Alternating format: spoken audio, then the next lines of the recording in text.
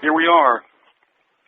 We are now at 8 p.m. Eastern, and we are plowing through into the middle of the Knollapalooza schedule. And with us today from the great state of Ohio, the Buckeye State, we have with us the brothers Collins, Philip and Paul. And guys, thanks for joining us. Thanks, Viz. Thanks a lot for having us, Viz. All right, is everybody in the house over there? Just us two right now. That's the only ones I'm talking about. Yeah. And listen, we've got a warning for you from somebody in the Knollapalooza chat room from Avery, so you know who you can address your poison pen story. He said, what is this? The Vegas line on how many times the word Gundokin is used in the next hours is 3+. They're ready for you, so be careful. What have you guys been up to? I assume that there is something new from last we spoke. Oh yeah, absolutely. Basically, we have been looking into the whole recent developments concerning war in Iran, and the fact that the drums seem to be beating louder and louder.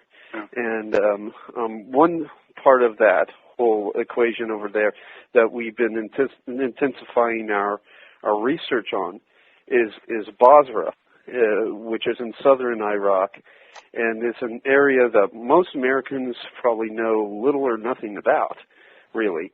But it's really key. Basra is really, really key to understanding the power elite's modern crusade for creating a one-world government. And unless you know a little something about Basra and about Iran's involvement in Basra and the power elite's plans for that particular city, you're not going to understand everything that's coming up in the days, months, weeks, years ahead. And so, yeah, that's what we've been really focusing in on. And what we hope to share tonight, we hope absolutely knocks some socks or whatever off. Well, I could use it as a little quick pick-me-up. And, of course, we are talking about things extremely grim. And I'm assuming that, should I say that we can hear the war drums in the distance or what? Oh, yes. Oh, yes. Well, where we really start looking right now is on June 27th last month. A former CIA operative filed a motion in federal court requesting the declassification of documents that he claims will show that the agency turned a blind eye to evidence that Iran had ceased work on a nuclear weapon. And the operative has been prohibited by the CIA from using his real name. However, this has not prevented the operative from sharing some explosive claims with the public through his lawyer, Ray Krieger. And Krieger said that the agent was told on 5 different occasions to either fabricate or fail to submit reports concerning weapons of mass destruction in the Middle East. And the operative had a 22-year career. And that career began to fall apart back in 2004 when he tried to share secret evidence that was provided to him by an informant that showed that Tehran had suspended work on a nuclear bomb. Krieger stated that 2 internal investigations were carried out in hopes of discrediting the operative when he did this. And the investigations involved allegations of financial dishonesty and an inappropriate sexual relationship with a female informant. And none of the claims were ever substantiated. But the former operative's case is supported by last year's national intelligence estimate, which actually made the news and made a few headlines. It's entitled "Iran Nuclear Intentions and Capabilities," and it asserted that Tehran had stopped all work on its nuclear weapons program in 2003. And the report further stated that Iran's nuclear weapons program remained dormant right up to the middle of 2007. I believe that since the Bush administration, which is basically controlled by a neoconservative brain trust, began saber rattling at Iran. They have since basically started back to work and come out of hibernation with their efforts to procure a nuclear weapon. But it had remained dormant right up to the middle of last year. So the report did attempt to leave an opportunity for invasion open by stating that, quote, Iran probably would be technically capable of producing enough HEU, and HEU is highly enriched uranium for all you non-academics out there, for a weapon sometime during the 2010 to 2015 quote. Still, the report's failure to prove that Iran had any intentions of developing nuclear weapons seriously hurt the contention that an invasion of Iran must be conducted to prevent the spread of weapons of mass destruction in the Middle East. The former CIA operative's assertions add to a growing body of evidence that certain factions of the elite, particularly the neoconservative faction, desire an unnecessary war with Iran. The current administration may even be attempting to instigate such a conflict. Seymour Hersh recently revealed in a just bang-up article in the New Yorker magazine that in late 2007, Congress approved a request put forward by the president to finance a major escalation in covert operations targeting Iran, and those operations are supposed to be designed to destabilize the country's religious leadership.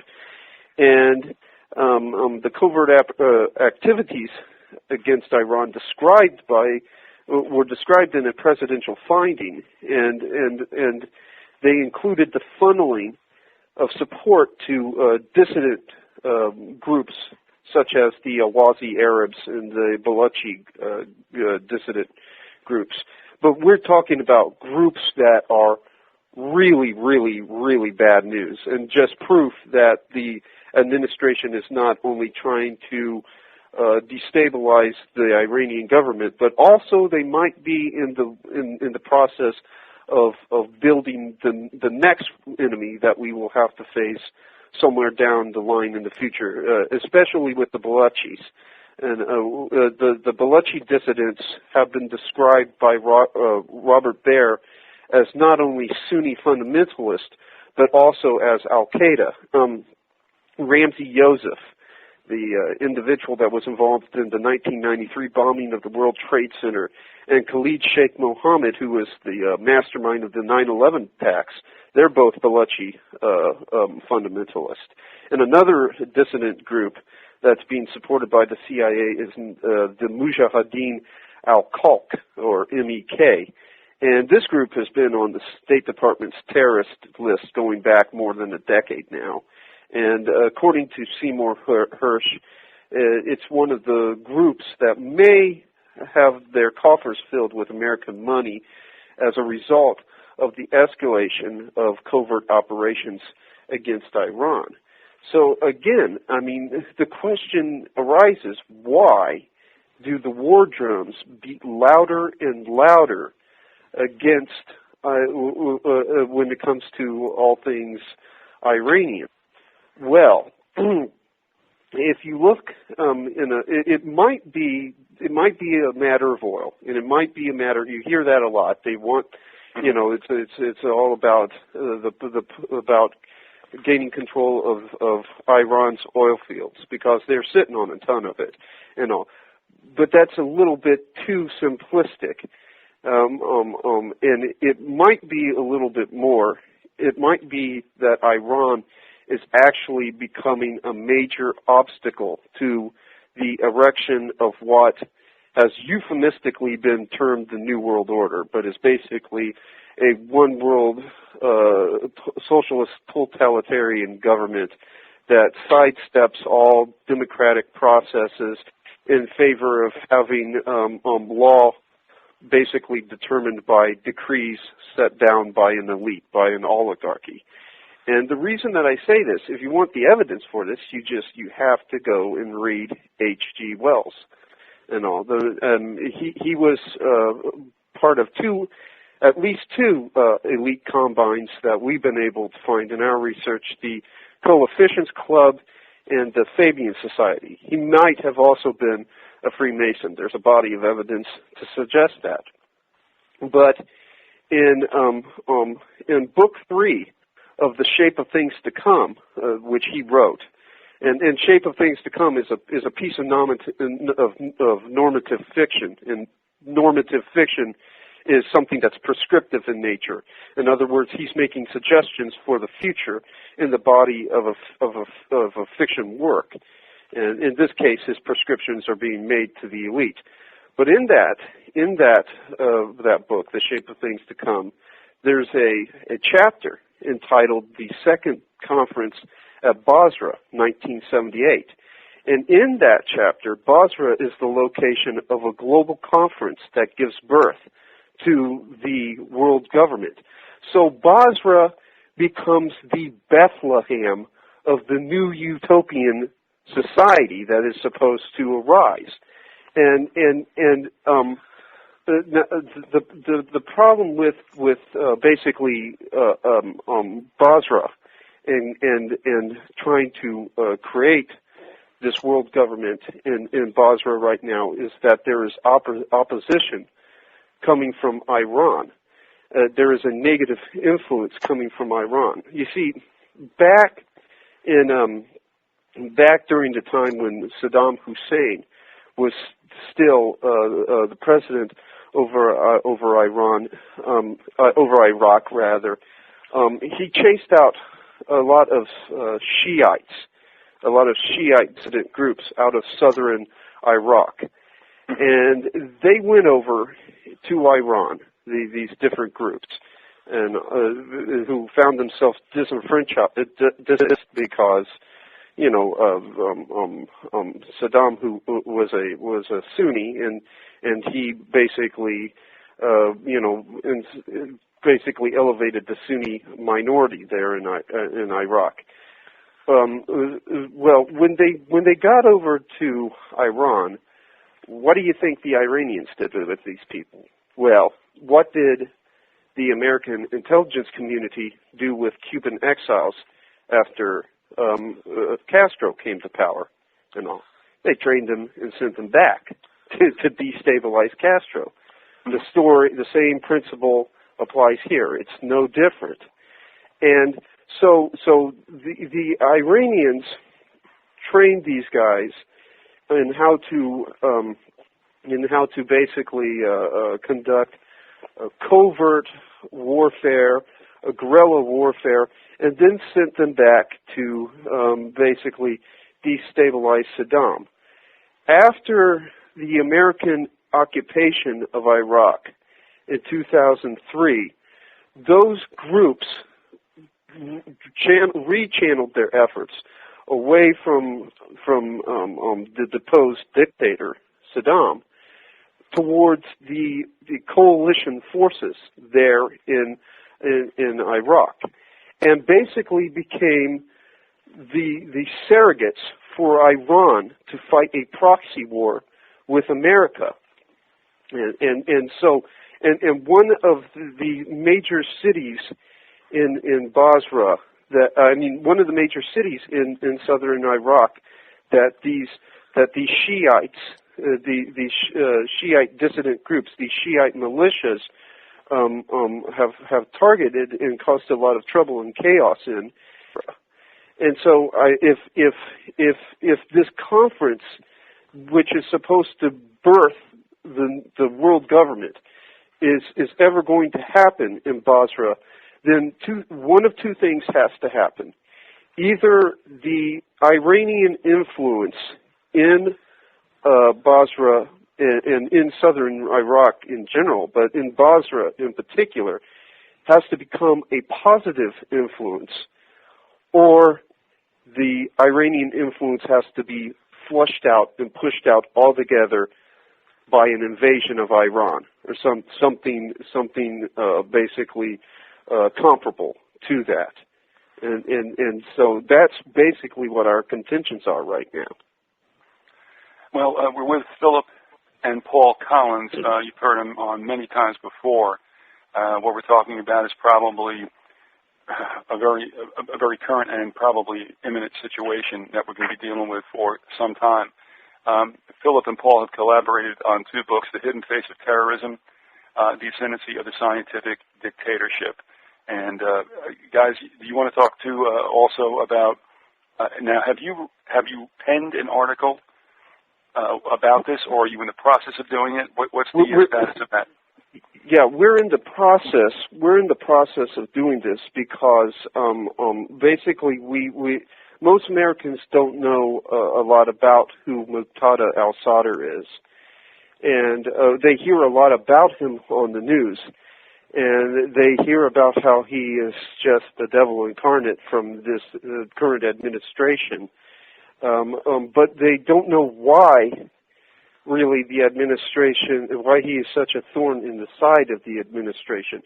And the truth of the matter is that Muqtada al-Sadr and his Josh al-Mahdi militia are nothing more than really agents of Iran. It should be recalled that when al-Sadr fled to Iran 2 or 3 weeks, it should be recalled that he fled to Iran about 2 or 3 weeks prior to the security crackdown known as Operation Imposing Law, which began on, I believe it was Valentine's Day of 2007, and he has basically been working on the behalf of Iran, causing all sorts of trouble in Basra, and making it hard for basically that city to be secured, and all as a future site for the birthplace of the New World Order.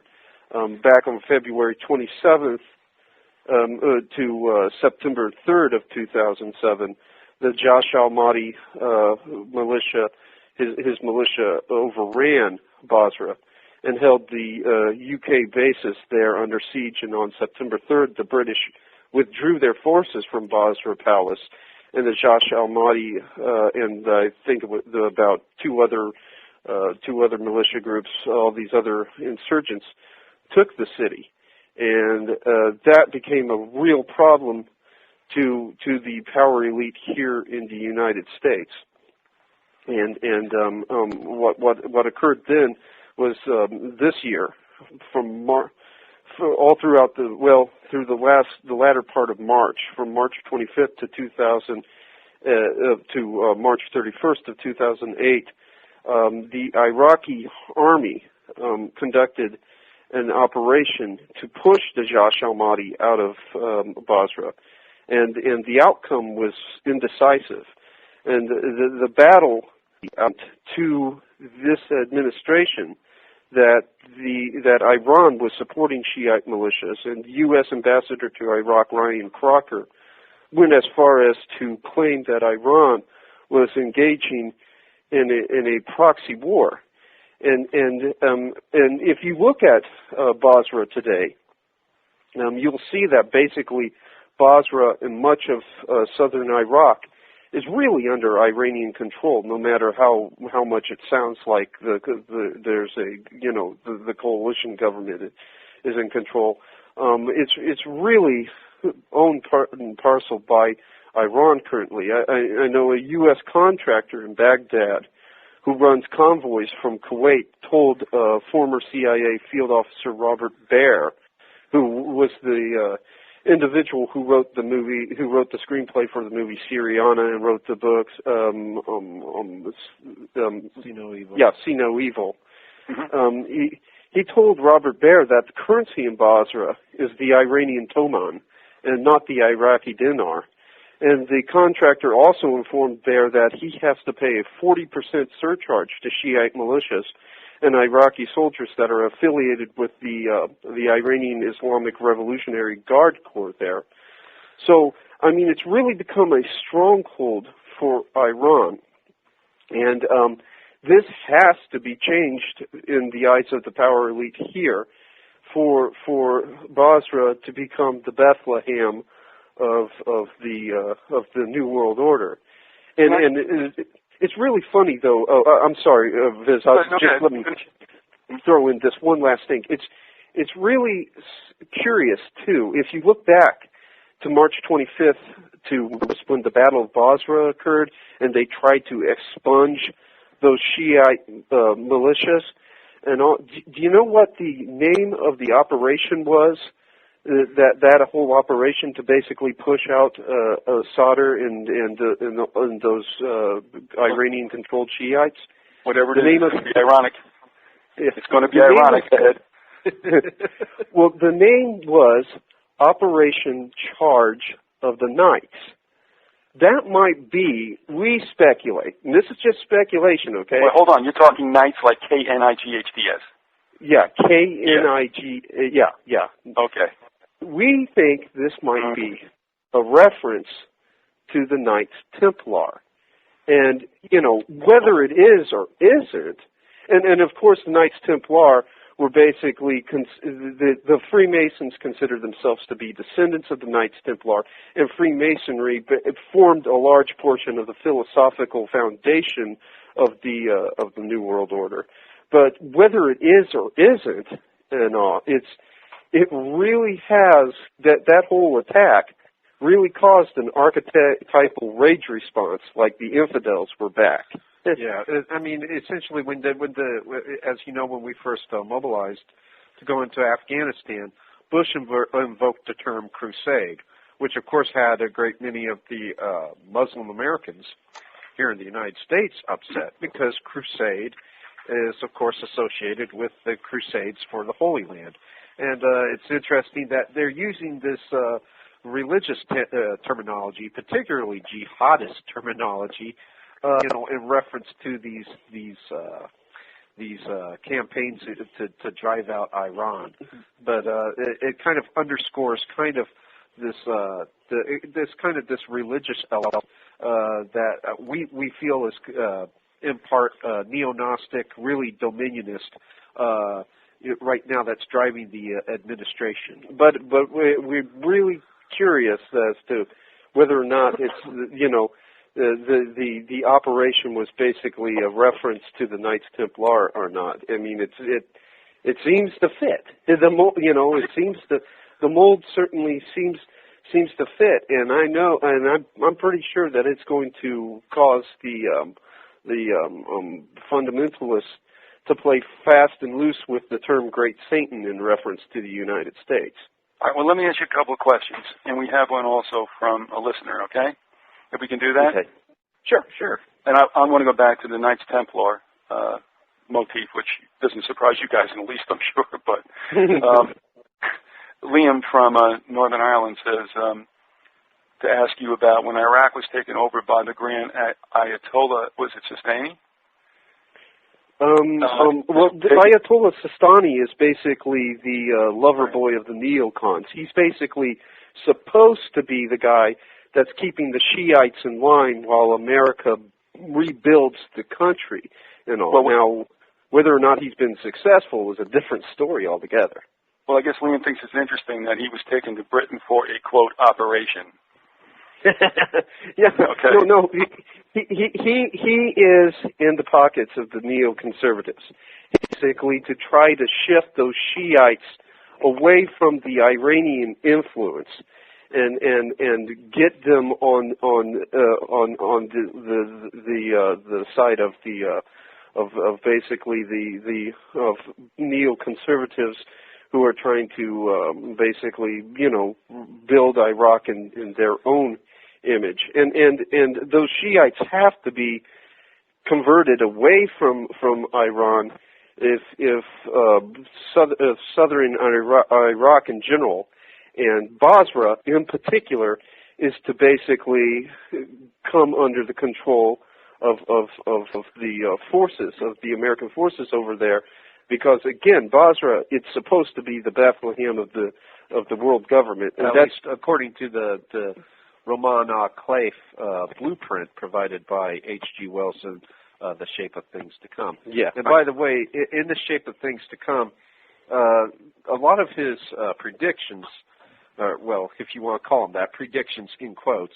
The timetable was slightly off. Yeah. I mean, the Basra conference was supposed to happen in 1978. 1978, but there was a great deal of uncanny precision concerning a lot of the prognostications that H.G. Wells presented in that book. I mean, the conflagration that he presents in the book that leads to World War II is not unlike a lot of the many border disturbances that actually led to a final conflagration in Germany that led to World War II. I mean, he has the rate of the germs, which is extremely his whole the whole depiction of this explosion of pandemics is very, very.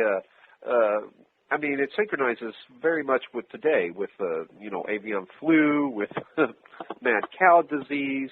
Now you got salmonella and peanut butter. I mean, for crying out loud, a lot of this is very much synchronizes with current events.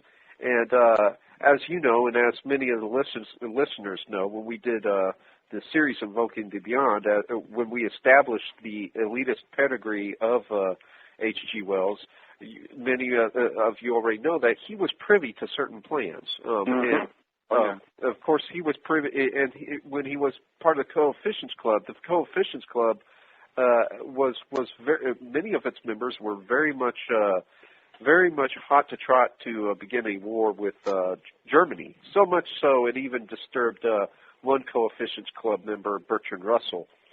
But at any rate, this should be indicative of why, to a certain extent, why Basra has come into focus in terms of the conflagrations in the Middle East. And what will happen to play out H.G. Wells' script, and to have Basra be the Bethlehem of the New World Order. One of two things will happen. Barack Obama will come to power, and he will be led by the trilateralist clique of Zbigniew Brzezinski, and this clique will, through diplomacy, seek to transform Iran into an asset of America. And if that happens, then the Iranian influence in Basra becomes a positive one and nothing to worry about, and plans can go ahead with basically having that Basra be having that city be the center of an emerging world state. Or if that doesn't work, now if that doesn't work with Barack Obama and the trilateralist crowd, then they'll try to basically politically isolate Iran rather, and do what the current administration is doing. If John McCain comes to power, he will continue with the same trajectory that the Bush administration has. He will not seek to change Iran into an asset of the United States. Instead, there will be an invasion somewhere within that 4-year time span that he is in power. And they may have the pretext already because, as you know, Viz, we did an interview with you a little while back over the assassination of Benazir Bhutto. And one of the motives that we contended was underpinning the assassination of Benazir Bhutto was, as you know, Bhutto wanted to give the IAEA, the International Atomic Energy Agency, access to the nuclear network of A.Q. Khan in Pakistan. Well, of course, she was assassinated, and that didn't happen. And as a result, intelligence sources have now revealed that there's a direct link between Pakistan and Iran, and that actual nuclear weapons know-how, knowledge concerning nuclear technology, has actually been funneled to Iran. So Iran may, in fact, procure the means to become a nuclear power, at which time it may not even be necessary for the neoconservatives to contrive a reason. They might in fact have a real genuine nuclear threat from Iran, in which case they have the pretext for war. And Israel might actually go in and start it before us, and then we would actually go in after Israel conducted strikes and all. I mean, it's a win-win. They make it sound like a nuclear Iran is a threat to them and all, but it's really a win-win situation in some respects for the power elite because, well, that either serves as a pretext for invasion, or if Iran is transformed into an asset under Barack Obama and the trilateralist clique that's controlling him, then you have another nuclear card in your pocket for whoever it is that you want to go against. Namely, with Zbigniew Brzezinski, he's had a wet dream concerning going after China and Russia for quite some time. So, well, he plays. I tell you what, sure. Brzezinski talks out of both sides of his neck when it's perfect, and he's allowed to go back and forth. And it's almost like the guy who like two guys are going to fight, or maybe they're not going to fight, and the guy in the middle goes over the one and says, "Did you hear what he said about you?" And exactly. You take that? Well, Brzezinski really didn't have any problems with the neocons initially because they were following the grand chessboard to a T and all. Now, where he started to get pissed at them is when there was a deviation from the grand chessboard by sidelining the United Nations. If you read the book, The Grand Chessboard, he never meant for the United Nations to be sidelined. He meant for it. As a matter of fact, when the American empire folds, it's supposed to unfold into a one world government that has the United Nations as one of its centerpieces. And so he only got really ticked at the neocons prior. After he ticked at the neocons after they deviated from his script in that respect, and then go along. Now, if you notice, he's invoking a whole bunch of anti-imperialist rhetoric. But if you read the Grand Chessboard, in the Grand Chessboard, he openly advocates, in his own words, imperial mobilization. Yeah, an imperial geostrategy. Yeah. So, the guy's a hypocrite. He's really a piece of trash. I think that... Oh, go ahead. Sorry. No, the thing is, Ziggy's doing what he's supposed to do, and the way that he can just kind of sashay back and forth between these two camps, because I've seen him say one thing on, say, CNN with Blitzer and then come out and write something else. This guy goes back and forth. Everybody seems never to call him on stuff. Yeah, well, I had a teacher he was an old man on the tail end of his life who really didn't feel like putting on any kind of pretense at this point. He was basically entering what he considered to be the terminal stage or something. And so when I talked about Brzezinski to him, one of the things he called him was quote unquote a mean Polak. But one of his observations, his racism aside, one of his observations that really got me concerning Brzezinski was he said to me, he was like, "Don't you notice that when the man smiles, his eyes never smile?"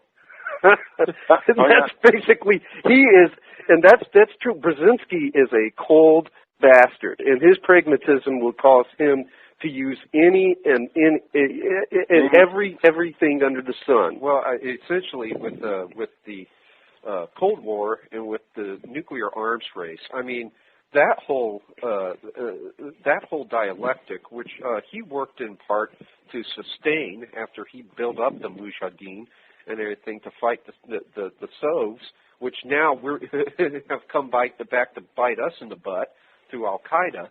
But the way he characterized that entire dialectic was as a calculated game of chicken. That, and if you listen to the language he invokes, game. He refers to this entire geopolitical setup as a game, and in fact, he's called it the Grand Chessboard. He literally considers this a game, and you and I are nothing more than pawns. And he He is just the fact that this game holds sway, 6 billion human souls, it means nothing to him. Oh, no. His eyes ain't smiling. Listen, he and Kissinger and the rest of them know the handshake, and they have ice water in their veins. Certainly it isn't blood, and if it is blood, it's probably not red. Listen, can I interject a couple of questions that some people have brought up? Sure. Is it all right? Okay. This comes by way of definitions in a sense, and it's pretty valid. Eric from the Queen City said, when the Collins brothers are talking about neo-Gnostics, are they talking Neoplatonist? That's the first part. Go ahead. Well, with neo-Gnostics, okay, Neoplatonism kind of gave rise to traditional Gnosticism. What neo-Gnosticism is the neo-Gnostics, as you know, with traditional Gnostics, the traditional Gnostics considered the material universe. I'm sorry, I'm going to invoke some academic language here that all the listeners have probably heard 1,000 times, but they considered the ontological plane of the physical universe hell.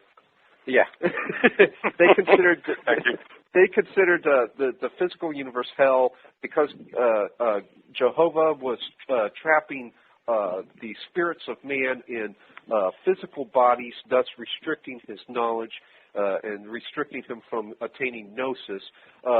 Jehovah was considered evil. He was caricatured as the archon of arrogance.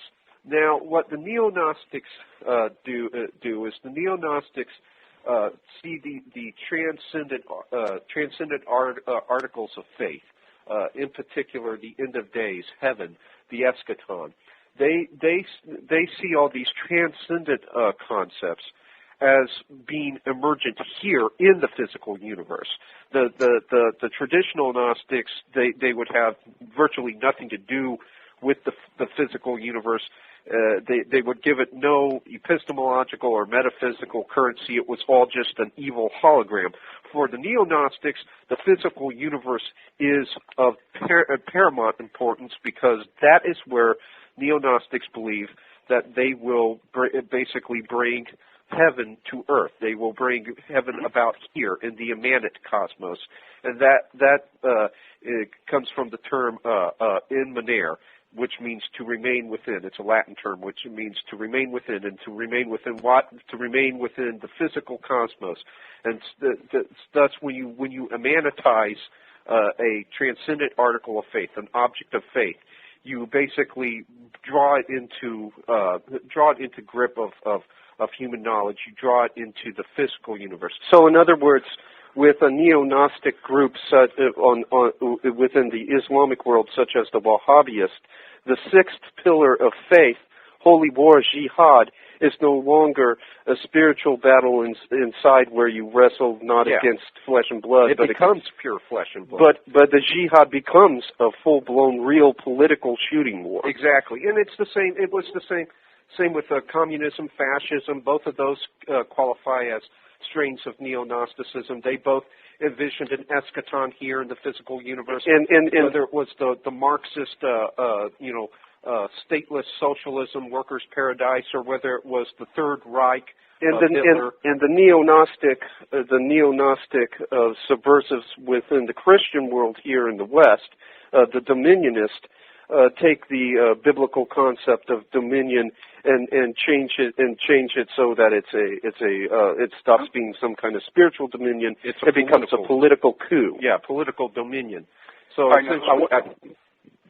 sorry. No, I want because you couldn't know this, but I mean there's some stuff piling up here. So, okay.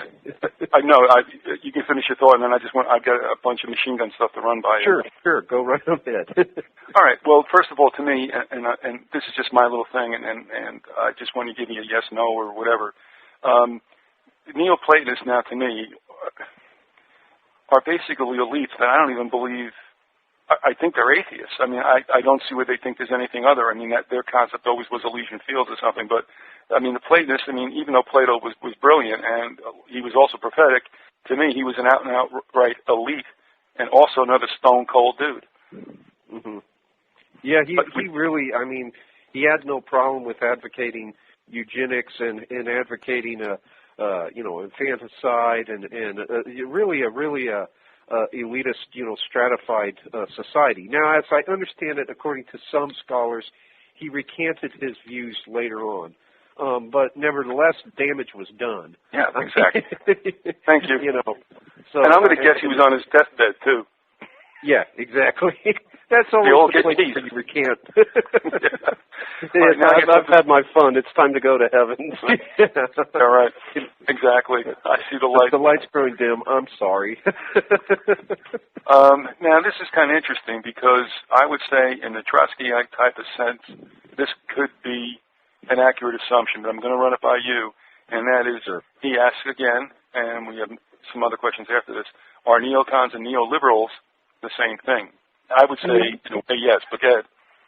Well, okay, both are basically seeking a world state.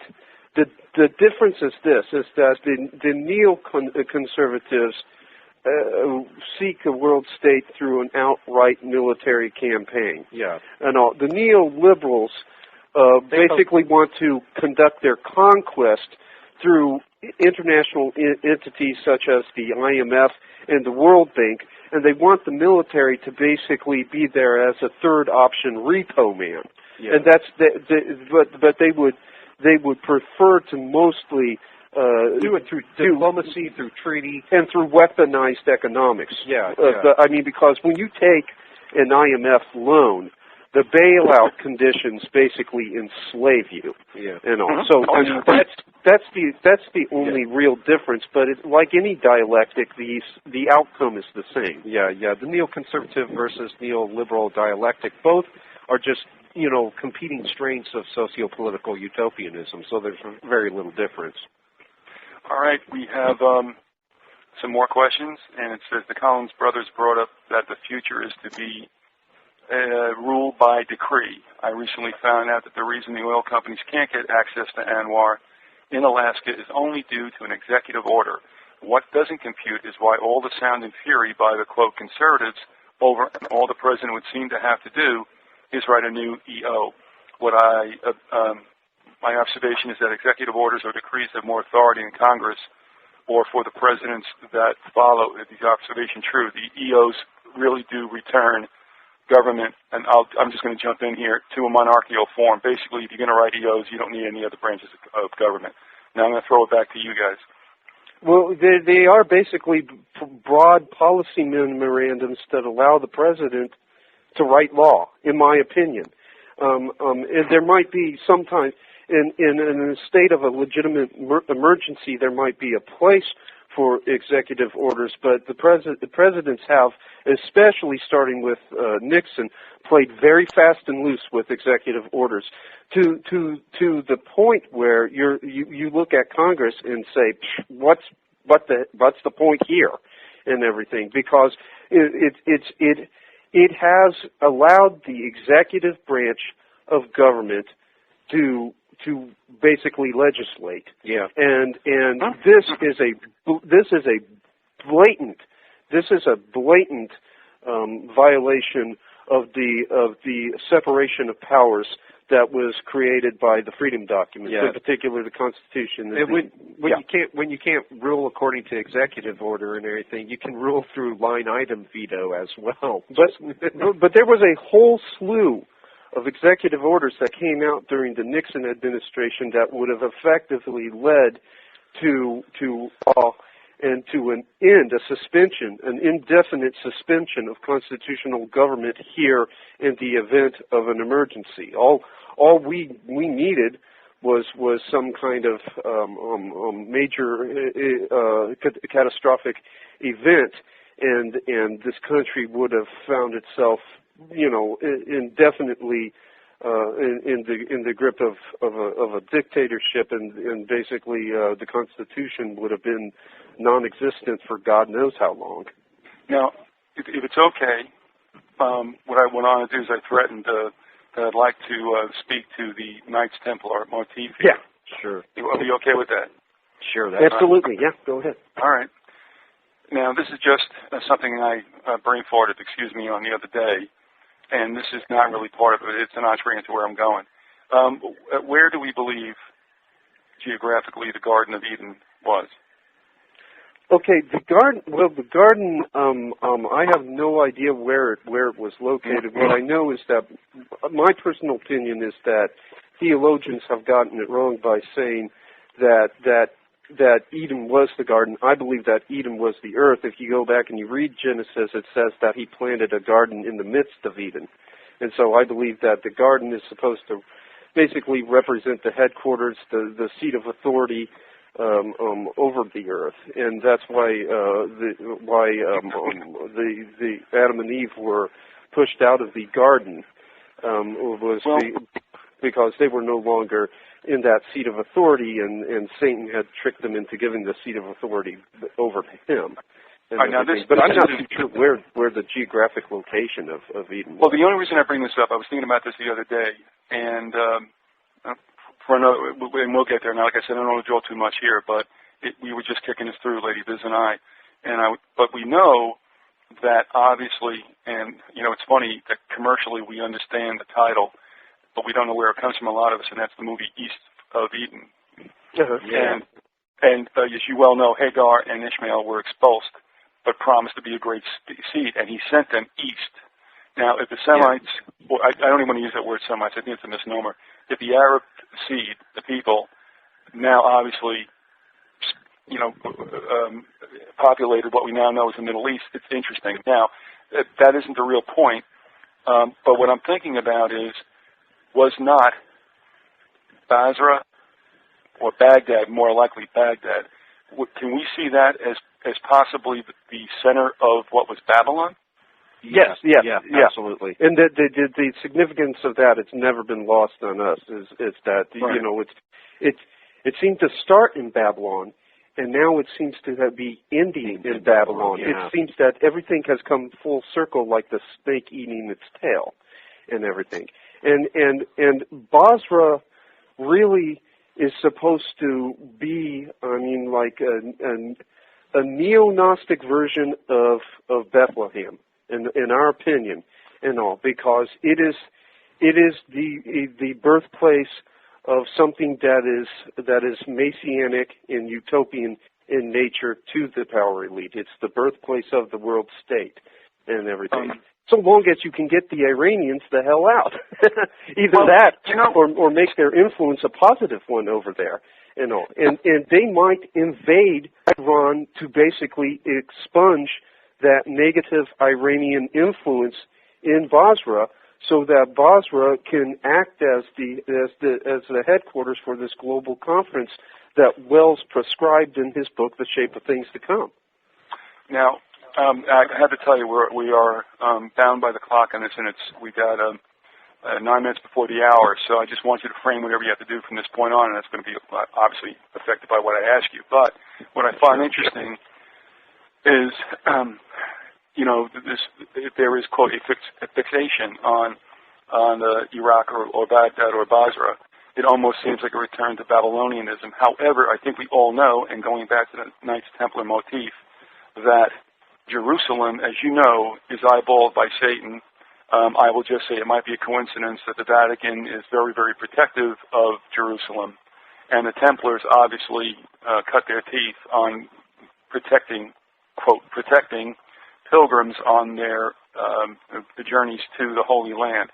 All right, I'm going to just throw that out to you because I'm saying that eventually, the prize is Jerusalem. You've mentioned Bethlehem. We've talked about perhaps starting a center of a one world government, whatever, in what I would call the New Babylon. So, that's a bit there, and I'm going to throw it to you. And I don't think we'll have much time left, but, you guys have the last shot. Well, it's very interesting, Viz, because while she was making her bid for the presidential campaign, Hillary Clinton said that if anybody basically messed with Israel, that we would obliterate them. I believe that was the exact word that she used too. That America was committed to obliterating Israel's enemies. We are obliteration. That's right. Obliteration 2008. But and if you notice, there's something of a preoccupation with with Israel amongst the neoconservatives and their closely aligned dominionist comrades. They have this preoccupation with Israel, and I don't. It's not a biblical notion of Israel. It's not one that is consistent with Scripture. Although they will play to the religious crowd to suit their agenda concerning Israel. Right. And exactly. But it's more of a neo-Gnostic conception of Israel. In fact, they've gone back and basically given a neo-Gnostic reconceptualization of all traditional biblical eschatology, all the traditional prophecies of the end times. They have basically turned them on their head and bowdlerized them to the point where it's not even in any way identifiable as traditional Christianity. I think there's also a lot of deep politics at play there, in the respect that I think Israel is supposed to is being protected by certain factions of the power elite here in the United States, because Israel is supposed to be a nuclear proxy for the Western power elite's good friends, the Saudi royals. Pakistan and Israel are basically seen by the Saudi royals as their nuclear proxy for dealing with places like Iran and Iraq and places that basically see them as hedonists, as heretics, as people that have turned their backs on the faith, and so I think that probably plays into the equation as well. Well, to me, there is no doubt that, and of course, Ziggy in this situation was prophetic and very pointed in stating in the chessboard that we shouldn't mess with Iran. We talked about this before, because what you'll do is you'll galvanize an axis of both Iran. Not of both, but Iran, China, and Russia. And right. Whenever the shoe drops in Iran, that is going to, I think, put us on a course that cannot be diverted from absolute brinksmanship. Well, let me give you a little piece of that domino effect right now. When we attack Iran, when we go to fight Iran, these guys don't fight traditional wars. Okay, these are mean bastards that fight asymmetrically, and by that I mean that they're going to engage in covert and guerrilla warfare, dirty warfare, and there are Hezbollah and Iranian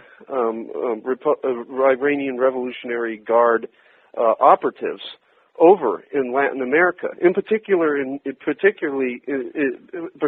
they're in Nicaragua right now, because Daniel Ortega has allowed them to come in with Venezuela and develop Monkey Point. But if we were to move and invade Iran, and I believe it's going to happen because the power elites Bethlehem, their evil counterpart to Bethlehem, Basra, has to be liberated from that Iranian influence.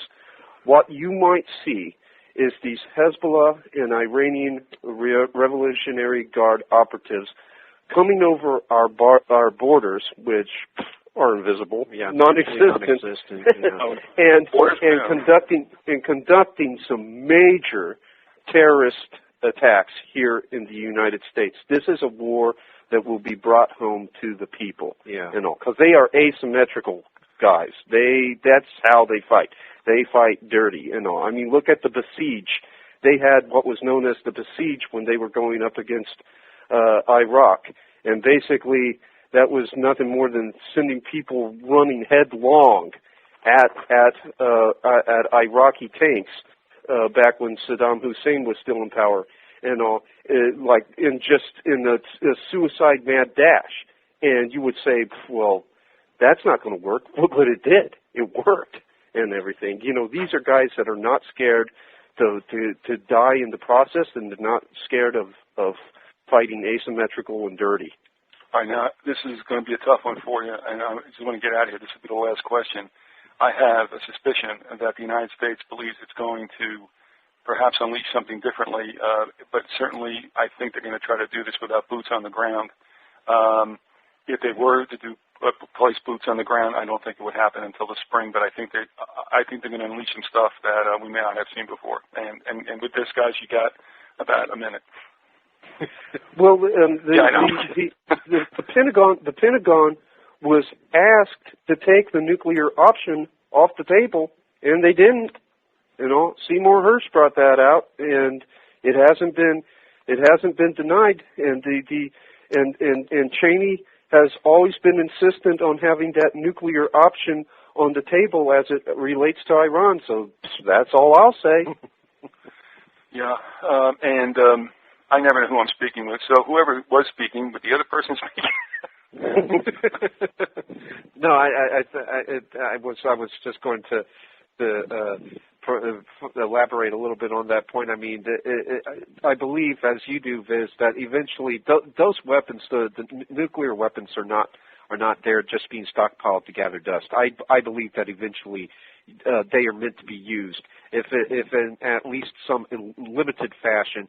And as the predictive programming literature of H.G. Wells and many others who have been closely associated with the power elite down throughout the centuries have shown, a nuclear exchange would be a great catalytic kind of event to basically facilitate the formation of a one-world socialist totalitarian order. Because after all, what can you do? What better way to convince people to accept utopia by scaring the hell out of them into it? All right, we've been talking with Philip and Paul Collins, and we thank you for coming on. And we'll be talking about other things throughout the Knollapalooza that have to do with exactly what we're talking about today. We touched upon some of it earlier. Again, folks, they have collaborated on 2 books. That would be The Hidden Face of Terrorism. This is the long title, The Dark Side of Social Engineering, from Antiquity to September 11th, and also The Ascendancy of the Scientific Dictatorship. Guys, thanks for being with us. We'll see you in a short time anyway, and thanks for joining us. Okay, rock on, brother. Yeah, later. All right, thank you, guys. Thank you, Philip. Rock on. Right foods. Okay. All right, there it goes. Philip and Paul Collins with us from the 8 to 9 o'clock hour. We thank them very much for being with us. The time does go quickly. There's no doubt when they're around. There's no waste, no fat.